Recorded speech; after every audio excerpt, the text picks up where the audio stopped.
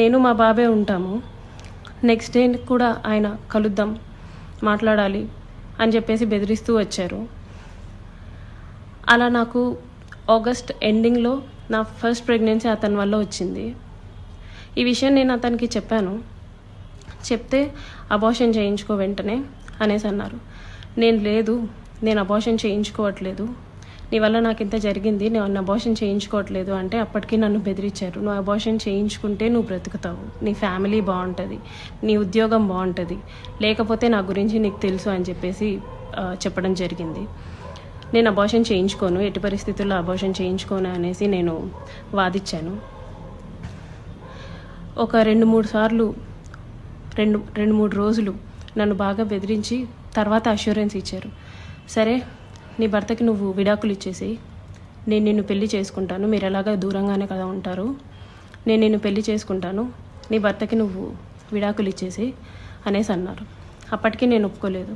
Abortion చేయించుకో, ఇది అయితే ఫస్ట్ అబార్షన్ చేయించుకో అని చెప్పి నమ్మించడానికి నేను నిన్ను పెళ్లి చేసుకుంటాను అనేసి నాకు చెప్పారు. నేను చాలా రోజులు చేయించుకోలేదు. అలా ఒక 2 months నాకు ప్రెగ్నెన్సీ ఉంది. దాని తర్వాత ఇంకా ఆయన కంటిన్యూస్గా బెదిరిస్తూ ఇంటికి వచ్చి కొడుతూ చేయించుకుంటావా లేదా అని చెప్పేసి టార్చర్ చేస్తూ ఫైన్ డే నేను అబార్షన్ చేయించుకున్నాను. ఆయన మాటలు నమ్మి నన్ను పెళ్లి చేసుకుంటానని ఆయన ఇచ్చిన అష్యూరెన్స్ని నేను నమ్మి నేను అబార్షన్ చేయించుకున్నాను. ఇలా ఈ 1.5 yearలో నాకు 5 అబార్షన్స్ అయ్యాయి ఆయన వల్ల. ఎప్పుడూ మా ఇంటికి రావటం, నాకు ఇష్టం లేదు అని చెప్పినా సరే నన్ను బలవంతంగా బయటికి తీసుకెళ్ళో లేకపోతే ఇంట్లోనో నన్ను కొట్టి మా వాళ్ళని బూతులు తిట్టి చాలా రకంగా నన్ను సెక్షువల్లీ అటెంప్ట్ చేయడం జరిగింది.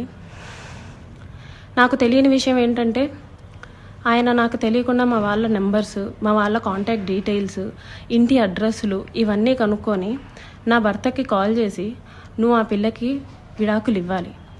విడాకులు ఖచ్చితంగా ఇవ్వాలి, లేకపోతే నిన్ను, నీ ఫ్యామిలీని, నీ కొడుకుని ఎవరిని వదలను, అందరినీ చంపేస్తాను అనేసి బెదిరించడం జరిగిందంట. ఇది నాకు తెలీదు, ఈ విషయం నాకు తెలీదు. నా భర్త నన్ను తర్వాత కాల్ చేసి అసలు ఏం జరుగుతుంది అక్కడ అనేసి అన్నారు. ఇలా జరుగుతుంది అనేసి నేను మా ఇంట్లో వాళ్ళకి చెప్పాను. ఇలా రోజు ఇంటికి వస్తున్నాడు, నన్ను కొడుతున్నాడు, నన్ను టార్చర్ చేస్తున్నాడు, ఫిజికల్లీ నన్ను చాలా వాడుకుంటున్నాడు అనేసి నేను చెప్పి ఏడ్చాను. వాళ్ళందరూ నాకు దూరం అయిపోయారు. నీ ఇష్టం వచ్చింది నువ్వు చేసుకో అనేసి నన్ను తిట్టేసి నాకు చాలా దూరం అయిపోయారు. మేము ఇంకా నీతో మాట్లాడడం అని చెప్పి నన్ను వదిలేయడం జరిగింది. ఇదంతా ఆయన ప్లాన్డ్గానే చేసినట్టున్నారు. మా వాళ్ళందరినీ నాకు దూరం చేయాలి అన్న ఒక ఉద్దేశంతో చేసినట్టున్నారు. వాళ్ళందరూ నన్ను దూరంగా వదిలేశారు. మా ఆయన మా బాబుని తీసుకెళ్ళిపోయాడు. నేను ఒక్కదాన్నే ఉంటూ వచ్చాను. గత 6 నెలలుగా నేను ఒక్కదాన్నే ఉంటూ వచ్చాను. నేను నా ఒంటరితనాన్ని, నాకు పేరెంట్స్ లేరు, అమ్మ నాన్న లేరు అడగడానికి, చేయడానికి. అమ్మ నాన్న లేరు. అతను నాకు అష్యూరెన్స్ ఇస్తూనే వచ్చాడు, మ్యారేజ్ చేసుకుంటాను ఎక్సెట్రా అని చెప్పి.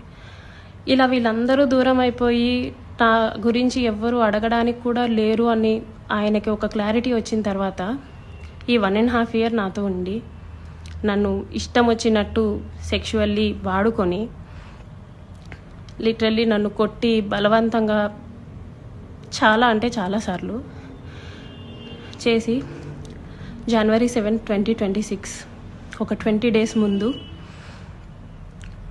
నేను నిన్ను పెళ్లి చేసుకోను, నువ్వేం చేసుకుంటావో చేసుకో, నీ ఇష్టం వచ్చింది చేసుకో, నీ దిక్కున్న చోటు చెప్పుకో, నీ గురించి ఎవడొస్తాడో నేను చూస్తాను, నేను మాట్లాడతాను అనేసి నాకు చెప్పడం జరిగిందండి. It's been 20 days. అతను నన్ను వదిలేసి ఈ 1.5 సంవత్సరం నేను నరకం చూశాను. అతని వల్ల చూడాల్సిన నరకం అంతా చూశాను. నాకు ఇప్పుడు న్యాయం కావాలని చెప్పేసి నేను కోరుకుంటున్నాను. దాని గురించి పోరాటం చేస్తున్నాను. అందరికీ నమస్కారం. నేను అరవ శ్రీధర్, రైల్వేగూడ జనసేన ఎమ్మెల్యేగా ఉన్నాను. ఈరోజు మార్నింగ్ నుంచి ఏదైతే నా మీద తప్పుడు ప్రచారం, అదేవిధంగా తప్పుడు ఫేక్ డీప్ వీడియోలు ప్రచారం చేస్తున్నారో దానికి నేను సూటిగా వాళ్ళనే క్వశ్చన్ అడుగుతున్నాను. నేను 2021 నుంచి సర్పంచ్గా 3 years కంటిన్యూగా సర్పంచ్గా పనిచేశాను. సర్పంచ్గా పనిచేసేటప్పుడు నా విలేజ్లో కావచ్చు, లేకపోతే పక్క పంచాయతీలు కావచ్చు, మండలంలో కావచ్చు, ఏ రోజైనా శ్రీధర్ ఇలాంటి తప్పులు చేస్తాడు, శ్రీధర్ పలానా తప్పులు చేస్తాడు, తప్పుడు వ్యక్తి అని నిరూపించండి. అదేవిధంగా ఈరోజు మా జనసేన పార్టీ అధ్యక్షులు శ్రీ గౌరవ ఉప ముఖ్యమంత్రి కళ్యాణ్ సార్ దగ్గర నేను ఆయన అడుగుజాల్లో నడుస్తూ ఆయన పనితీరుపై దృష్టి పెట్టి ఆయన ఎట్లయితే ప్రజలకు సేవ చేస్తున్నాడో అంతటికన్నా కొంచెం ఆయన దాంట్లో 1% ప్రజలకు సేవ చేస్తూ నా రైల్వేకోట నియోజకవర్గంలో నేను పని చేస్తుంటే నాపైనే ఈ విధంగా దుష్ప్రచారం స్టార్ట్ చేయడం జరిగింది.